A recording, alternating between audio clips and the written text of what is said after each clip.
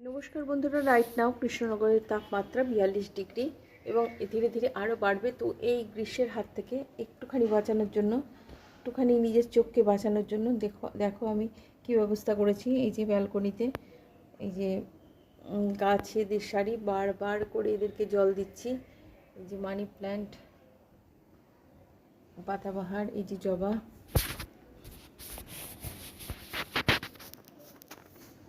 এই যে ট্যান্থাস। এই গাছটাকে আজকে কিনে নিয়ে আসলাম। এত গরম তবুও কিন্তু আমার গাছ কেনা থামছে না, গাছ দেখলেই কিনতে মন চায়। এই যে খুব সুন্দর, এই গাছটাকে দেখে খুব ভালো লাগলো যে আমার পিটুনিয়ারা এখনও ফুটে আছে সুন্দর করে। মানি প্ল্যান্ট দেখলেই চোখ জুড়িয়ে যায়, খুব সুন্দর।